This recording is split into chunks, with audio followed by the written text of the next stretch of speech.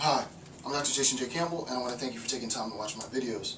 In this video, I'm continuing my ongoing analysis into theories, and today I'll be talking about post-structuralism. The concept of post-structuralism as a theoretical concept is itself debated within academia, but I will address the debate, the pros, the cons, the classification of the group of intellects within the system of post-structuralism. So this lecture is situated in the discourse of post-structuralism, and it begins on page 12 of the notes. Again, if you want to follow along, click the link in the description box or the banner, download the PDF, and feel free to follow along. So this is theories lecture, and this is post-structuralism.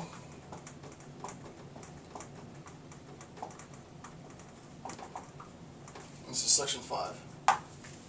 Section 5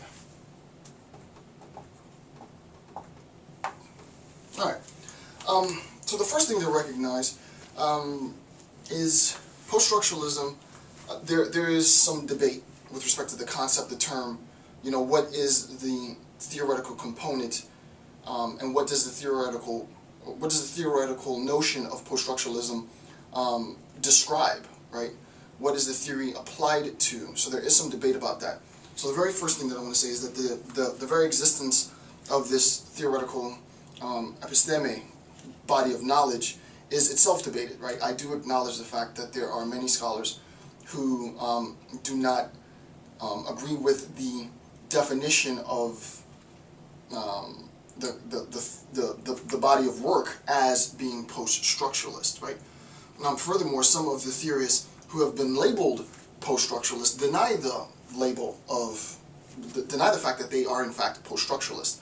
I'm not in any sense concerned with that. I do have to acknowledge the fact that the existence of the theoretical paradigm is itself debated, and that individuals who have been identified as post-structuralist is itself debated. But there is this notion of post-structuralism, and you should be aware just tacitly of what post-structuralism is, who the post-structuralists are, but more importantly for me from a theoretical standpoint, what does the theory of post-structuralism, where is the theory of post-structuralism situated within the discourse in philosophy? My particular aspect and approach to this lecture is not going to be, even though I'm going to make reference to some of the linguistic aspects, I'm going to more talk about the political context and a bit on the ontological context of post-structuralist theory, if there is such a thing. Since it's the discipline, or the theoretical paradigm, is itself debatable, whether it exists or not, compiling these few pages of the lecture was very, very tedious for me, because there are antithetical claims by authors. One author will say something, another author will deny the very claim. So structuring the lecture itself was extremely difficult. It took quite a bit of sort of back and forth to be able to find a seminal thread. I know sort of what the seminal thread is in post-structuralism, but in a lecture we have to justify this by reference to the literature. So I'm going to try and make this as salient as possible, but do keep in mind that the description of this account comes from many, many texts, and it's sort of it is definitely my interpretation of the significance and the meaning of what post-structuralism is. I haven't seen an author unify it in quite the way that I've done here. So, the first quote, post-structuralism names a theory or group of theories concerned with the relationship between human beings and the world, and the practice of making and reproducing meaning, unquote. And this comes from Belzey's Post-Structuralism, a very short introduction. It's a very small book, very good book, to give sort of just a sweeping background understanding of what post-structuralism is. However, despite the fact that, she says this, others argue that there is no clear definition of what post-structuralism is, right? So some people say that this is what post-structuralism is defined as the relationship between human beings and the world and the practice of reproducing meaning, and the others that say, well, there really isn't a clear definition. All right. Next aspect, and I'll get into the theory in a second, just some cursory background stuff. Next point is, some argue that Deleuze's Nietzschean philosophy actually marks the beginning of the post-structuralist movement, right? And we've noticed in the previous series, the series I did, right, but not the series, the previous section of this series, I spent quite a bit of time trying to discuss Guitry Spivak's Can the Subaltern Speak, and we see that she makes reference to the French post-structuralist. And we see that she sets her argument in opposition to the French post-structuralist, right? So that it becomes this sort of Marxist conception in opposition to this post-structuralist conception. We're actually going to see the root of this tension, if you will, between the Marxist ideological framework, and ideological is very important, right? The technically Marxist ideological framework in opposition to a post-structuralist framework. And that's the way that I want to construct this lecture, because though there are many, many, many different aspects in post-structuralism, for me, as a philosopher, I really see post-structuralism, if there is any attempt or any possibility of defining what it is in its relationship to this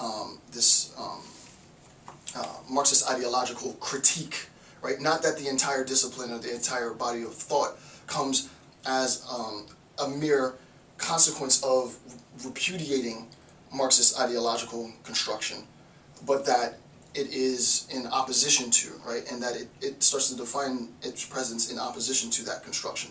So it's no surprise that Spivak assumes the position that she assumes, because in a sense she has to assume that position because that's the ongoing sort of tension. That might not have made sense. For those of you that understand what I'm saying, that's good, but I'll explain what I just said in a second. So Deleuze's Nietzsche and Philosophy is published the same year the Algerian War of Independence ended, right, in '62, I think it was. Robert Young notes, quote, if so-called post-structuralism, you see again the general ambiguity, right? If so-called post-structuralism is the product of a single historical moment, then it is the Algerian War of Independence. So, briefly what ends up happening, 2-second summary, I'm not a history major. Algeria is in war for independence against France, and the war for independence culminates in their attaining their independence, and this marks the beginning of decolonization, right? This marks the beginning and the recognition within Europe that decolonization is a fact, that people are fighting to identify themselves and free themselves of the colonial subjugation of oppressive colonial masters, right? Granted, in later videos I'll talk about Rastafarianism and sort of the role that Haile Selassie played and the significance, not more for better or worse, but the significance of Ethiopia in this whole colonial expansion throughout the continent of Africa. But it's not the case, it is not to say that Algeria was the first and the only state to either thwart colonial expansionism or to imperialism or to expel colonial masters, right? There were other countries. With respect to the idea of post-structuralism, it's important to recognize that for the Algerian War for Independence, this serves, for some authors, this serves as the canonical historical moment at which post-structuralism takes its footing, right? Because we have a need now to conceptually explain this attempt at decolonization, and not only just this attempt at decolonization, but this successful decolonization, obviously through this war for independence. So it became apparent, next page, page 13, it became apparent that the European left would not support the leading independent movement, and the movement was the FLN, the National Liberation Front, in opposition to French colonial mastership, right? Which led Young, again, to write, quote, Marxism is collusively Eurocentric, right? It is collusively Eurocentric. I'll explain this in a second. Gender and race cannot be satisfactorily subordinated to class. Okay, so those are the preliminary historical backgrounds prior to getting into the discourse, the theoretical discourse on the different facets of post-structuralism